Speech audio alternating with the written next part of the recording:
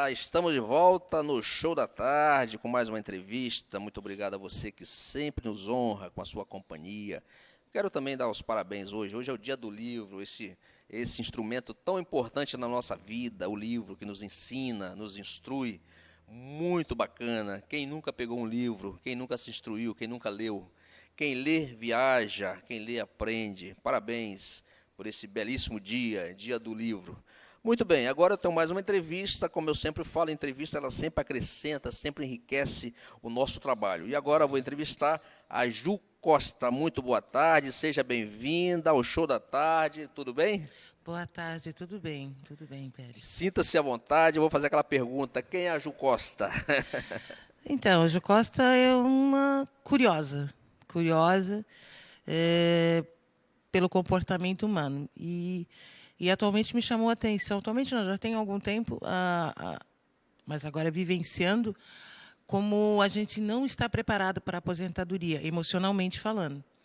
Então, eu tenho visto também o foco da preparação para a aposentadoria, basicamente, é na questão financeira. E não fomos preparados, não atentamos o suficiente, acredito, para a questão emocional, que é mais importante do que a questão financeira, sem dúvida, na minha opinião.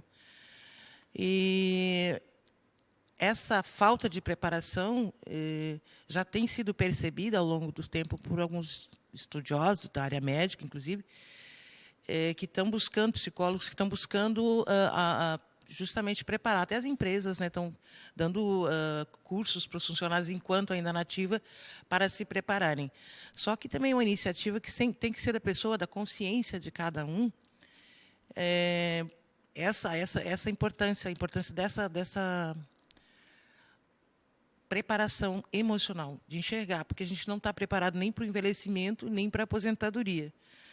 Então, o meu pensamento e minha percepção decorre do fato de que a nossa geração, principalmente, a minha geração, foi educada para trabalhar. Você tem valor enquanto está trabalhando, você tem valor enquanto está contribuindo, produzindo de alguma forma para a sociedade. A partir do momento, por melhor que tenha sido o teu trabalho, o teu desenvolvimento profissional, você para, o cérebro não está habituado, ele não aceita imediatamente aquela parada, se não houve uma preparação prévia para isso. E a própria sociedade, eu arrisco dizer, que vê o aposentado como um vida mansa, agora está na vida mansa, porque não tem mais horário para acordar, não está mais refém do relógio ponto e essas coisas todas que a vida profissional envolve. Mas não vê o lado emocional. Infelizmente, o aposentado ainda é visto como, parece um parasita. Esquece os tantos, 30 e poucos anos que contribuiu, produziu de alguma forma. Então, como a gente é voltado, a nossa orientação do valor nosso foi orientada enquanto está trabalhando, e o cérebro tem essa questão de 20, 30 e poucos anos só trabalhando, acordando, levantando, trabalhando, produzindo, pagando conta. De repente, essa parada, por mais que a pessoa, não, eu estou doida para me aposentar, quando acontece essa parada, é muito brusca para o cérebro. Porque foram 30 anos num ritmo e, de repente, entra-se no outro. Então, acontece muitos problemas de saúde, depressão. Eu acompanhei, já falei que eu sou muito curiosa, eu tenho observado há já mais de 5 anos o comportamento de pessoas próximas depois que se aposentaram, meio perdidas, assim, ficam meio deprimidas, ficam sem referência, porque em casa eles não têm o mesmo valor que tinham no trabalho. Porque, de uma certa forma, por mais que fosse cansativo, exaustivo, o trabalho empresta um valor pelo cargo, pela importância que a pessoa tem enquanto está desenvolvendo aquela atividade. E, dentro de casa, é o ambiente familiar, onde muitas vezes a pessoa se sente intrusa quando tem esposa e os filhos ainda estão em casa, ou netos, mas e aqueles que não têm, que a esposa já partiu, ou que, enfim, né, que está sozinho, está solitário, os filhos já casaram, tão grandes. Então, são várias, não tenho nem como enumerar aqui, mas são várias situações em que a pessoa se sente perdida. e que muitas vezes o dinheiro só não faz a diferença. Por mais que, puxa, acumulei um valor legal para aposentadoria, estou tranquilo financeiramente. Só que muitas vezes, se não há essa preparação prévia, esse cuidado e esse interesse em se reinventar, em ressignificar a sua nova situação, né, buscando uma atividade que lhe dê prazer, que lhe dê emoção, aqueles velhos sonhos, né, de criança, a pintura, aprender a tocar um instrumento, como brilhantemente toca o amigo ali. Qualquer coisa, aquele sonho, mas que tenha um valor de emoção mesmo, não o valor de ser útil, porque ainda fica, na minha opinião, Pérez, muito preso na nossa cabeça a necessidade de ser útil. Quando, na verdade, esse valor, e eu acredito muito nesse tempo, é nos dado para que a gente goze do descanso merecido de uma forma prazerosa. Porque, como eu falei, essa sensação, como eu penso, essa sensação de não ser mais útil, né, de não estar mais contribuindo para a sociedade, ela impacta muito.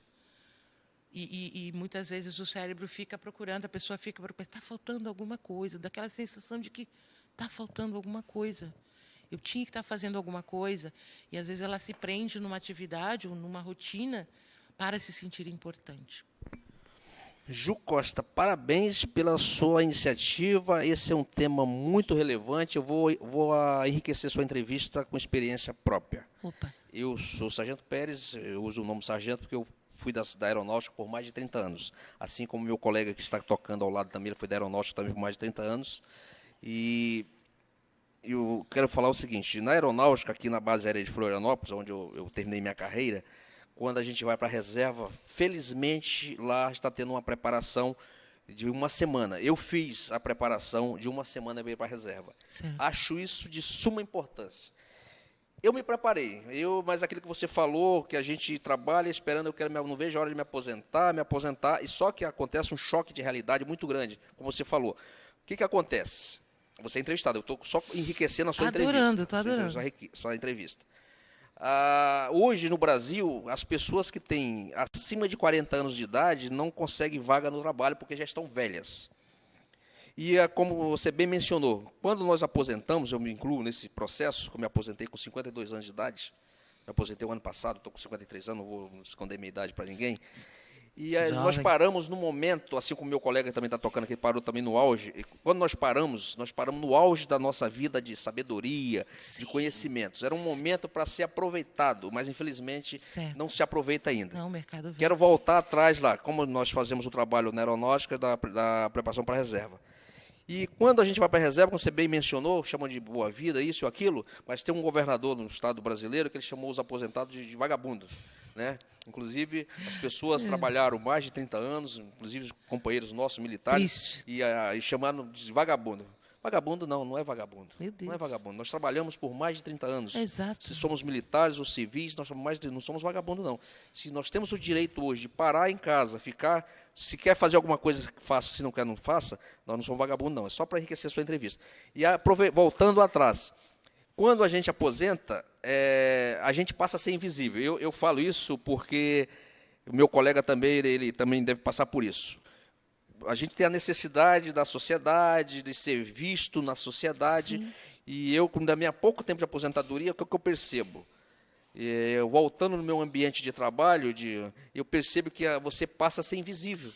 As pessoas, assim como no meio civil, eu acredito nas mesmas coisas. Então, as pessoas passam a ser invisíveis. Infelizmente, elas esqueceram que talvez elas um dia vão aposentar ou vão para a reserva também. Né? Graças a Deus, você, eu e meus colegas, nós tivemos a graça de Deus de chegar a aposentar com saúde. O que eu quero chegar? Desculpa, eu estou usando o nome, mas eu estou enriquecendo a sua entrevista. Máximo. Né?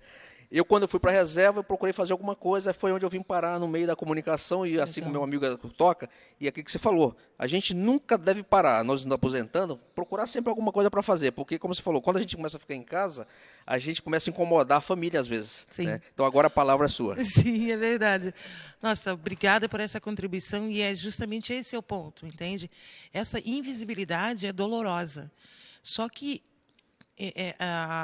A sociedade não percebe isso.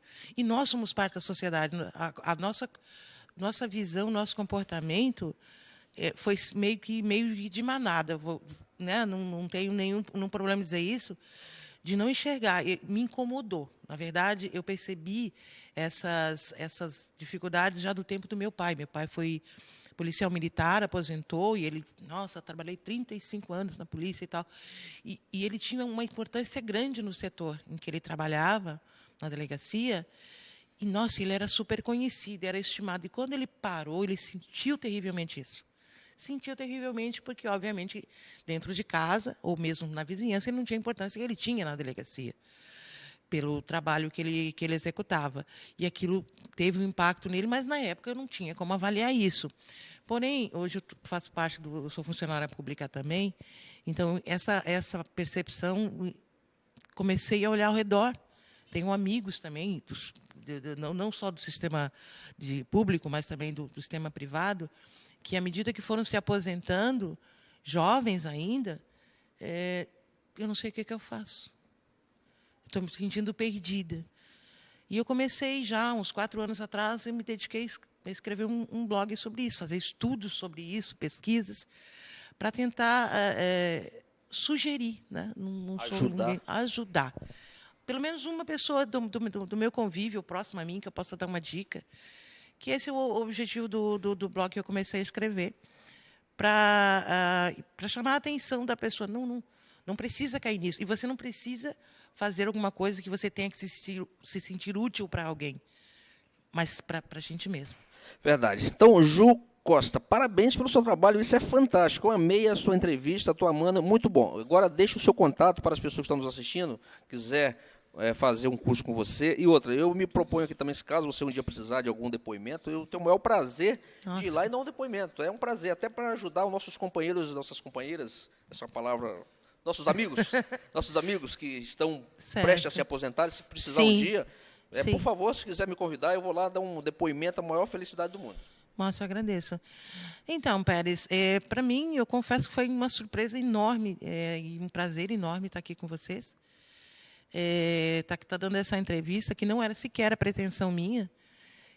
Eu estou aqui graças a uma coluna que eu escrevo no Jornal Comunidade, Santa Catarina, que a pessoa da Helenice Schneider faz um trabalho, na minha opinião, excelente. Aquele trabalho é um veículo muito importante. E eu comecei a escrever, por convite dela, essa coluna, e o contato seria através da coluna dela, da coluna que eu escrevo lá no Jornal Comunidade Santa Catarina.